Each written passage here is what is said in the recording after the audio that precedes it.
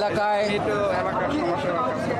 একটা আশ্রম কেন্দ্র আমরা ইতিমধ্যেই জানি, আপনারা জানেন, এর আগে আমরা জানতাম, কিন্তু নীরবে নিভৃতে এই তথাকথিত ওল্ড এইজের নামে জনগণের উপরে, সাধারণ মানুষকে এক ধরনের ব্ল্যাকমেলিং করে তিনি পৈশাচিক কর্মকাণ্ড এই আশ্রমের নামে, এই কারাদণ্ডের একটা কারাগারের কক্ষের মতো অথবা একটা গরাতখানায় জল্লাদের ভূমিকায় নিয়োজিত ছিল এই তথাকথিত মিল্টন সমাদ্দার।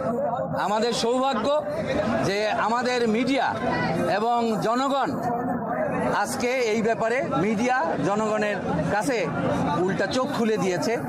আমরাও আগে পিছে জানতাম, কিন্তু সে আসলে মানুষের সারা বাংলাদেশ, শুধু এই এলাকা বলে কথা না, এই এলাকায় তো সেই আশ্রয় কেন্দ্রটা খুলেছে। এবং আমি যেই জিনিসটা একটা ভিন্ন মাত্রায় একটা কথা বলতে চাই, হাজার হাজার কোটি কোটি টাকা সে, এটা আমরা আগেও জানতাম, সে নিত। আমাদের এলাকাও যারা এখানে আমরা আছি, এলাকার বাসিন্দা, স্থায়ী বাসিন্দা কিংবা অস্থায়ী বাসিন্দা অথবা সমাজের ব্যাপারে আমরা কম বেশি কথা বলার চেষ্টা করি, ন্যায়ের পক্ষে থাকার চেষ্টা করি, তারা লক্ষ্য করেছি হাজার হাজার কোটি টাকা তিনি আয় করেন।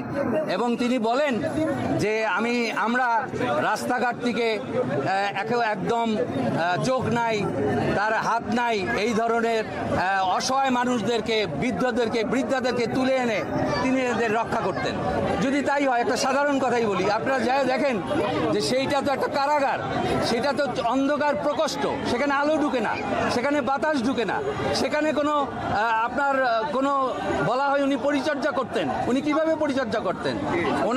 আমরাও অনেক সময় আমাদের ভাই ব্রাদার যারা আছেন এখানে, অনেকে তার সাথে নানা ব্যাপারে এলাকার অনেক লোকের সাথে গন্ডগোল হতো, সমস্যা সৃষ্টি হতো।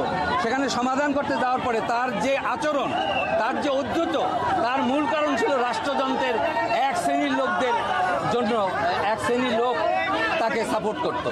তো আজকে আমরা তার এই বিষয়টা জানলাম। এখানে অনেক ভিকটিম আছে, আমাদের এখানে অনেক লোক আছে। আমি একটু বলি, যতজনই আছে তাদের খাবার দাবার এখন কি হবে? এখন সে তো সেটা আমরা চাই যে সমাজ কল্যাণ অথবা সরকারের সংশ্লিষ্ট সংস্থার মাধ্যমে এই যে মানুষগুলো আছে যারা এখানে অথবা সাভারে, তারা যাতে কষ্ট না পায়।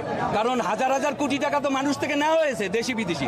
সেই টাকা সরকারের একটি সংশ্লিষ্ট মাধ্যমে তাদেরকে যাতে লালন পালন করা হয় এবং অবিলম্বে এই পৈশাচিক যে কর্মকাণ্ডের যে ভান্ডার, এই দক্ষিণ পাইকপাড়ায় আমরা লজ্জাবোধ করতেছি।